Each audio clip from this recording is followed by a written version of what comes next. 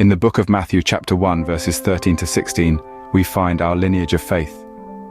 As the words dance off the pages, we are taken on a journey through time, connecting us with Zerubbabel, Abiud, Eliakim, Azor, and others, leading us to Joseph, the husband of Mary, of whom was born Jesus, the Christ.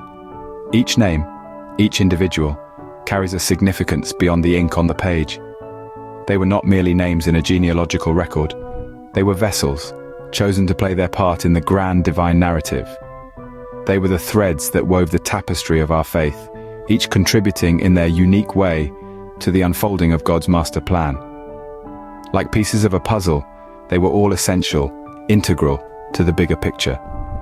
And so, we see that each person, each name, played a part in the story of salvation. They were the salt of their times. But what does it mean to be the salt of the earth?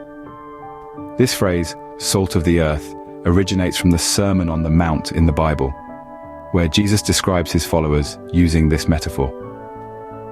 But why salt? Well, let's look back into history. In ancient times, salt was an incredibly valuable commodity. It was not just a simple seasoning as we often think of it today. Salt was used for a variety of purposes, and its worth was recognized in its weight in gold. One of the key uses of salt was for preservation. Before the advent of refrigeration, salt was the primary means of keeping food from spoiling. It held back the forces of decay and rot, enabling sustenance to last for extended periods. So when Jesus calls us the salt of the earth, he is saying that we as Christians have a role of preservation to play in this world. We are called to be a force against moral decay, to uphold the values of love, kindness, and justice, and to strive to create a world that aligns with these virtues. But that's not all. Salt does more than just preserve. It also adds flavor. Anyone who's accidentally forgotten to salt their food knows the difference it makes. Salt brings out the best in what it seasons, enhancing the taste and making it more enjoyable. In the same way, we are also called to add flavor to life, not just our own lives, but those of the people around us. We are meant to bring joy, love, and hope, to enhance the lives of others through our actions and words, to make the world a more enjoyable place, filled with the flavors of kindness, compassion, and faith. So being the salt of the earth is about both preservation and enhancement. It's about upholding and promoting the values we believe in, and about making life richer and more meaningful for everyone. As the salt of the earth, we are called to preserve the world from moral decay and add flavor to life. Let's delve into the Bible to find examples of those who were the salt of the earth. These individuals, through their faith and actions, served as preservatives and flavor enhancers in their times, just as salt does. First, let's take a look at Esther. Esther was a Jewish queen in the Persian Empire, and her story is a powerful testament to courage and faith. When a plan was hatched to annihilate all the Jews in the empire, Esther risked her life to save her people. She courageously approached the king, despite knowing that anyone who approached the king without being summoned could be put to death. But Esther was prepared to face the consequences, stating, "If I perish, I perish." Through her bravery and faith in God, she was able to save her people from destruction. Esther was the salt of the earth, preserving her people during a time of great danger. Next is the story of Joseph.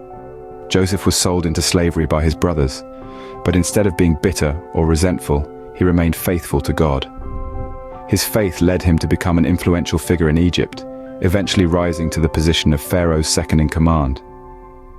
When a severe famine struck, Joseph's wisdom and foresight saved not only Egypt, but also his own family from starvation. He was a preservative in a time of crisis, storing up grain during the years of plenty to provide for the years of famine. Joseph was the salt of the earth, preserving life and providing sustenance during a time of great need. Finally, let's look at Paul. Paul was a zealous persecutor of Christians, but after an encounter with Jesus on the road to Damascus, he became one of Christianity's most fervent advocates. Paul spent the rest of his life spreading the gospel to the Gentiles, establishing churches, and writing letters that form a significant portion of the New Testament today. Despite facing numerous hardships, including beatings, shipwrecks, and imprisonment, Paul never ceased to share the good news of Jesus Christ.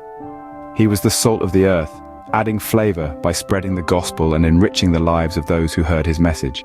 These three figures, Esther, Joseph, and Paul, were salt in their own unique ways.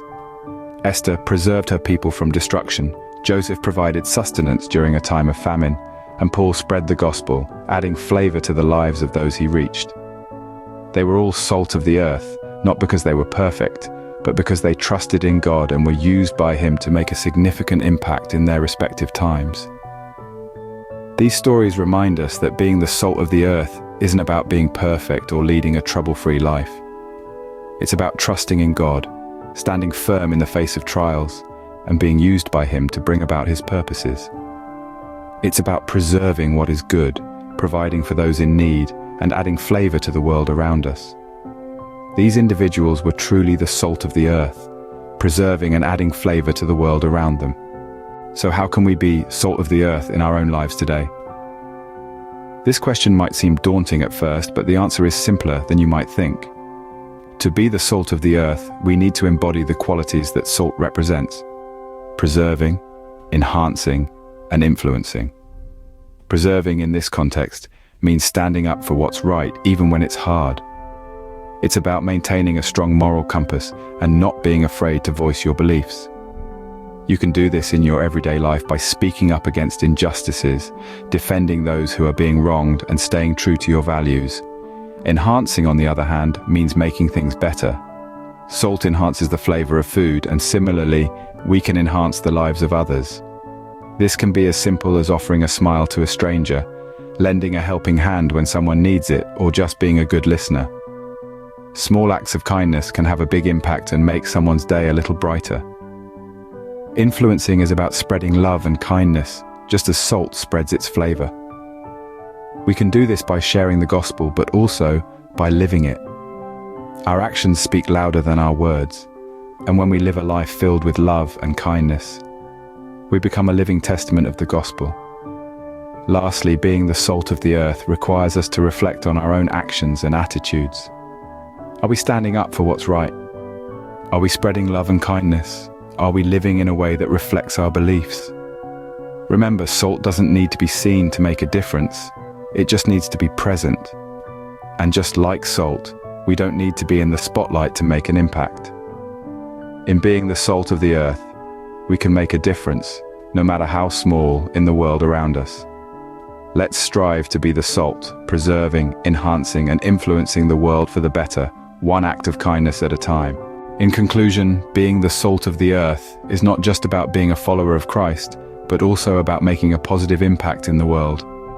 We've explored this concept, journeying from understanding the metaphor of salt to identifying biblical examples that illustrate this principle. We've delved into the meaning of salt, its preservative and flavor-enhancing qualities, and how these attributes metaphorically relate to our roles as Christians. We've reflected on biblical figures who've exemplified being salt, and we've discussed practical ways we can embody this in our current era. Remember, being the salt of the earth is an ongoing commitment. It's about preserving the world's moral integrity, adding flavor to life, and enhancing the spiritual growth of others. As we go about our daily lives, let us remember to be the salt of the earth, preserving the world from moral decay and adding flavor to life. Thank you for joining us today, and may you be the salt of the earth in your own unique way.